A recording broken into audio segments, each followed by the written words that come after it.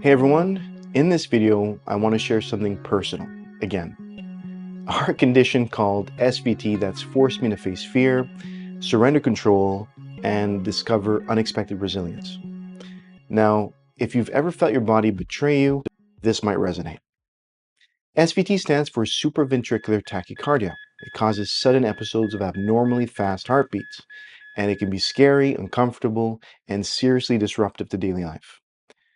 It's been a big challenge for me, as it is for many other people. I'm not alone in this. Roughly 2 to 3 out of every 1,000 people live with it.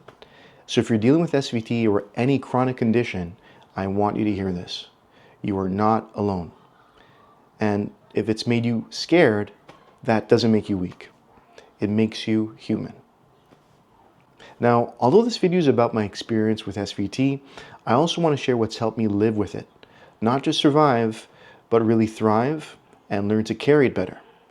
Now, if you're looking for tools, perspective, or just someone who gets it, I hope this video will help you. This story is about more than just a diagnosis, though. Living with an unpredictable condition has been hard, but at the same time, strangely, it's also been a teacher. Because these experiences can deepen self-awareness, help you grow empathy, and build resilience. And that kind of growth takes practice, of course, but it has a potential to change everything in your life. My first episode happened back in elementary school. I was probably in grade 5 or 6 during a recess. My heart started pounding out of nowhere. I wasn't even out of breath, and my chest was just really trembling. And I could feel this pressure building in my neck. And I was feeling dizzy, and my left arm was feeling kind of strange as well. And I knew something was wrong. I was scared, and so I walked myself to the infirmary. Now, lying down helped briefly, but the pounding only grew stronger and fear took over. I didn't know what was happening or how to stop it. So I called my mom, and she came and picked me up, and we made our way to the hospital. But on the way there, it just cut out on its own. It just stopped, just like that. And I had no idea that this would be the start of something lifelong. And that moment in the schoolyard where I was feeling confused and alone and dizzy wasn't just the beginning of a condition. It was the first time that I felt truly vulnerable in my own body. And that feeling never fully left. Soon after, I was diagnosed with SVT, a glitch in the heart's electrical system that causes it to race suddenly. So to put into perspective, a normal heart rate is between 60 to 100 beats per minute. An SVT can jump to 150, 200, even 220. It's like your heart's sprinting while your body's basically just standing still. That's what SVT feels like, except worse, because you don't know how long it's going to last. Will it be minutes or hours? Literally.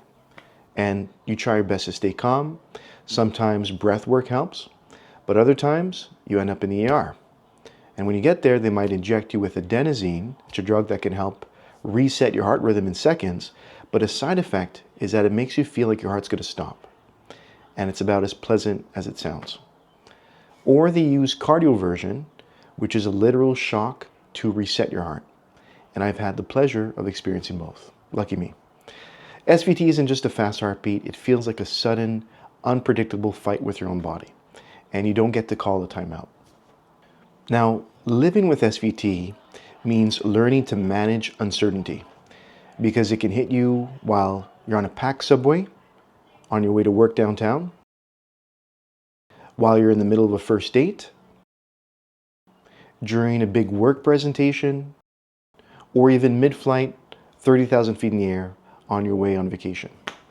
You're stuck, you're lightheaded, you're panicked, you got nowhere to go, and you just hope no one notices just how uncomfortable you're feeling. I remember once gripping a subway pole and feeling a strange flutter, then a double beat, the kind that makes my heart feel like it's bumping around out of rhythm. And my chest started to kind of tighten, not from the episode itself, but from the fear of what might happen to me while I was on the subway. And all I could think was, please, not here, not now. Explaining it can be awkward. Telling friends or family is one thing, but what about work? You start to wonder, will this affect how they see me? My colleagues, my employer? Will they think I'm unreliable? That I'm unable to fulfill my responsibilities because I need to take some extra sick days? But during an episode, none of that really matters. Your body takes over and you have no choice but to surrender. Whatever it is you were doing, it's over now. And if you're lucky, you'll have someone kind nearby, and that support can mean everything in those moments. I recorded myself during an episode a few years back, so for those of you who have never experienced it or seen it, this is what it looks like.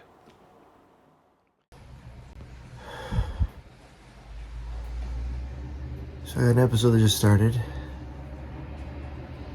maybe 5 or 10 minutes ago. I think it's converting between SVT and AFib.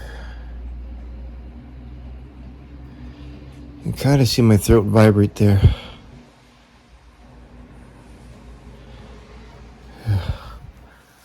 Left arm is feeling kind of numb. So I'm trying to focus on my breathing.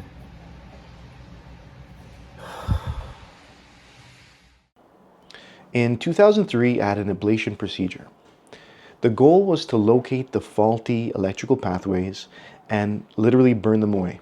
It was a potential cure. But unfortunately, an episode happened during surgery, but the doctor said that it might actually help them spot the issue. But in the end, they couldn't fix it. So I was wheeled out of the OR, still in the middle of a full-blown episode, and it went on to last for hours. Worse still is that I developed another arrhythmia afterwards called atrial fibrillation, or AFib. And it's milder than SVT, but it can still be exhausting. Breath work doesn't seem to have the same kind of immediate impact on AFib as it does on SVT, but thankfully there's medication that can help for that. I'm doing this because someone out there might need to hear this. Maybe you've just been diagnosed, or you've been living with this for years. Maybe you're scared, or tired and fed up of having to deal with this, or just looking for someone who gets it. And if that's you, I hope this video helps you feel understood. It took time to learn how to live with this. I made changes to my diet, I tried new routines, I learned to listen to my body. But one tool stands out, and that's breath work. Because in the middle of an episode, all you have really is that present moment. You can't plan, you can't run, and you can't reason your way out of that situation. In that moment, you can only breathe, you endure, and you stay present. And in that stillness, something unexpected happens. You learn to build presence. And you soften your reaction to the fear that you're starting to feel.